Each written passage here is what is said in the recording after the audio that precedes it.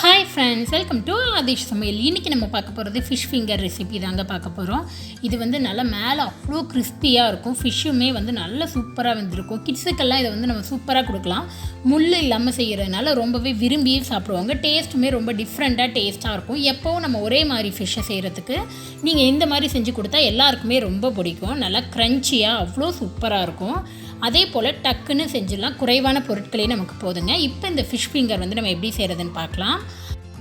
Fish finger செய்கிறதுக்கு நீங்கள் எந்த மீன் வேணாலும் எடுத்துக்கலாங்க. ஆனால் நல்லா பெரிய மீனாக சதைக்கட்டு உள்ளதாக பார்த்துக்கோங்க. நீங்கள் கடையிலேயே கேட்டிங்க அப்படின்னா அதுக்கு தகுந்தாப்பில் உங்களுக்கு கட் பண்ணி கொடுப்பாங்க.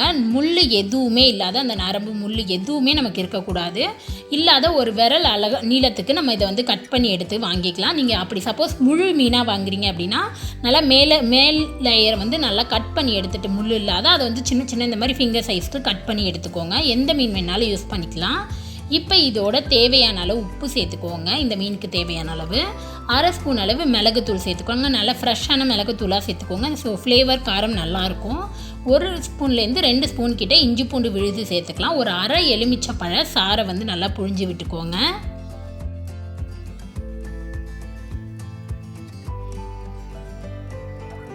இப்போ எலுமிச்சை சாறு வந்து நல்லா புழிஞ்சு விட்டாச்சு. இப்போ இது எல்லாத்தையுமே நல்லா மிக்ஸ் பண்ணிக்கோங்க. உப்பு, மிளகுத்தூள், இஞ்சி பூண்டு பேஸ்ட், அந்த லெமன் எல்லாமே அந்த ஃபிஷ்ஷோட நல்லா கோட் ஆகணும். ஸோ கையில் வந்து நல்லா மிக்ஸ் பண்ணிக்கோங்க.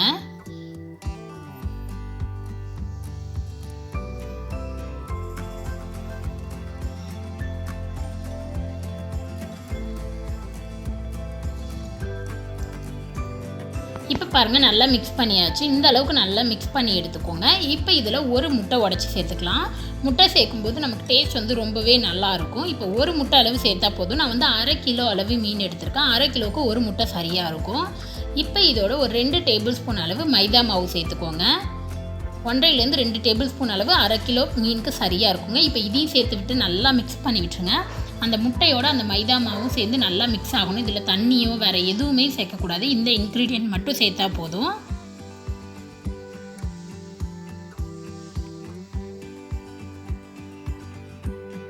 இப்போ பாருங்கள், நல்லா மிக்ஸ் பண்ணியாச்சு. இந்த அளவுக்கு நல்லா மிக்ஸ் பண்ணி எடுத்துக்கோங்க, எல்லா பகுதியிலையும் படுற மாதிரி. இப்போ இதை வந்து நம்ம ஊற வைக்கணும். கண்டிப்பாக வந்து ஒரு 1/2 ஹவராவது நம்ம ஊற வைக்கணுங்க. அப்போ தான் வந்து அந்த சால்ட்டு, அந்த முட்டையோட ஃப்ளேவர் அண்டு பெப்பரோட ஃப்ளேவர் எல்லாமே நல்லா இறங்கும். ஸோ ஒரு 1/2 ஹவர் இதை அப்படியே ஊற விட்டுருங்க. இப்போ 1/2 ஹவர் நல்லா ஊறிடுச்சு. மறுபடியும் இதை வந்து லைட்டாக நல்லா இந்த மாதிரி மிக்ஸ் பண்ணி விட்டுருங்க. அவ்வளோதான். இப்போ வந்து நம்ம இதை பொரிச்சு எடுக்க போகிறோம். அதுக்கு வந்து நம்ம பிரெட் க்ரம்ஸில் டிப் பண்ணி எடுக்கணும். ஆல்ரெடி நம்ம மைதா மாவு இது எல்லாமே சேர்த்துட்டோம். நான் வந்து இங்கே கடையில் வாங்கினா பிரெட் க்ரம்ஸ் எடுத்துருக்கேன். நீங்கள் வீட்லேயே கூட பிரெட் க்ரம்ஸ் பண்ணி ரெடி பண்ணி எடுத்துக்கலாம். இப்போ இங்கே ஒரு பிளேட்டில் தாராளமாக கொட்டி வச்சுருக்கேன். இப்போ இதில் நம்ம ரெடி பண்ணி வச்ச ஃபிஷ்ஷோட பீஸை எடுத்து ஒவ்வொன்றா போட்டு நல்லா பரட்டிக்கோங்க. ஒரு ஃபோர்க்காலேயோ நீங்கள் பரட்டிக்கலாம், இல்லை கையிலையோ, எப்படி வேணாலும் நல்லா எல்லா பகுதியிலையும் நமக்கு அந்த பிரெட் க்ரம்ஸ் வந்து நல்லா படணும். அந்த ஃபிஷ்ஷில் வந்து நல்லா பிரெட் க்ரம்ஸ் வந்து கோட் ஆகியிருக்கணும். அந்த அளவுக்கு நல்லா பரட்டி எடுத்துக்கோங்க.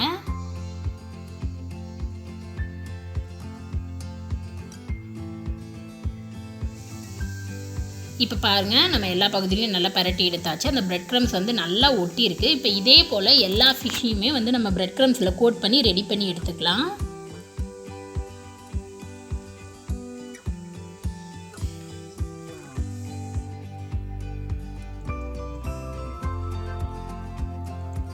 இப்போ எல்லா ஃபிஷ்ஷையுமே வந்து நம்ம பிரெட் க்ரம்ஸில் கோட் பண்ணி எடுத்துட்டோம். பாருங்கள், எல்லாத்தையுமே ஒரு பிளேட்டில் அரேஞ்ச் பண்ணியிருக்கேன். இதை பொரிச்சிட்டு அடுத்த பேட்சுக்கு நான் கோட் பண்ணி வச்சுக்கலாம். அதனால் ஒவ்வொரு பேட்சாக நம்ம ரெடி பண்ணிக்கலாம். இப்போ இங்கே ஆயிலில் வந்து ஃப்ரை பண்ணிடலாம். ஆயில் வந்து நல்லா ஹாட்டாக இருக்குது. அடுப்பை நல்லா மீடியம் ஃப்ளேமில் வச்சுட்டு ஃபிஷ் ஃபிங்கரை சேர்த்துக்கோங்க. ரொம்ப ஹாட்டாகவும் இருக்கக்கூடாது, அடுப்பும் ஹை ஃப்ளேம்லேயும் இருக்கக்கூடாது. சீக்கிரம் நமக்கு வந்து மேலே கலர் வந்துடும், ஆனால் உள்ளே வேகாமல் இருந்துடும். ஸோ 2 to 3 மினிட்ஸாவது ஆகணும். அடுப்பை மீடியம் ஃப்ளேமில் வச்சுட்டு நல்லா எண்ணெயில் வந்து போட்டு பொரிச்சு எடுங்க. நல்லா கோல்டன் ப்ரௌன் கலருக்கு வரணும். போட்டுட்டு ஒரு நிமிஷம் வெயிட் பண்ணிங்க. லைட்டாக கலர் சேஞ்ச் ஆனதுக்கு அப்புறம் இதை வந்து நம்ம நல்லா பரட்டி விட்டுடலாம். இப்போ பாருங்கள், லைட்டாக வந்து கலர் சேஞ்ச் ஆகிருக்கு. நான் வந்து இதை மறுபடியும் பரட்டி விட்டுறேன். இப்போ மறுபடியும் நல்லா கோல்டன் ப்ரௌன் கலர் வரணும். அந்த அளவுக்கு நம்ம நல்லா ஃப்ரை பண்ணி எடுத்துக்கலாம்.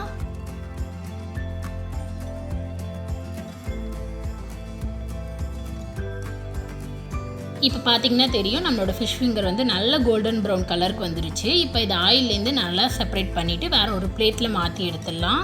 அவ்வளோதான், ரொம்பவே சிம்பிளாக சூப்பராக ரெடி ஆகிடுச்சு. இதோட மயோனைஸ் சாஸ் நீங்கள் எது வச்சு வேணாலும் சர்வ் பண்ணலாம். ரொம்பவே சூப்பராக இருக்கும். இதே போல் எல்லா பேட்சையும் நீங்கள் பொரித்து எடுத்துக்கோங்க. ரொம்பவே சூப்பரான கிறிஸ்பியான ஃபிஷ் ஃபிங்கர் ரெடி ஆகிடுச்சுங்க. இதை பிளேட்டில் வச்சு நம்ம சர்வ் பண்ணிடலாம். நான் உங்களுக்கு காட்டுற பாருங்கள், நல்லா மேலே அந்த லேயர் எல்லாமே நல்ல கிறிஸ்பியாக நல்லா க்ரன்ச்சியாக இருக்கும். கண்டிப்பாக நீங்களும் ட்ரை பண்ணி பாருங்கள். நம்ம ஹோட்டலில் வாங்குறத விட வீட்டில் இந்த மாதிரி செஞ்சு சாப்பிடும்போது ரொம்பவே ஹெல்த்தியாகவும் இருக்கும். ட்ரை பண்ணி பார்த்துட்டு எப்படி இருந்ததுன்னு மறக்காது சொல்லுங்கள். உங்களுக்கு இந்த வீடியோ பிடிச்சிருந்துச்சுன்னா மறக்காது நம்ம சேனலை சப்ஸ்கிரைப் பண்ணிக்கோங்க. கூடவே இருக்கிற பெல் பட்டனை ப்ரெஸ் பண்ணுங்கள். அப்போ தான் எப்போ வீடியோ போட்டாலும் நோட்டிஃபிகேஷன் வரும். நெக்ஸ்ட்டு ஒரு நல்ல ரெசிபியில் உங்களை பார்க்குறது வரைக்கும் பாய்.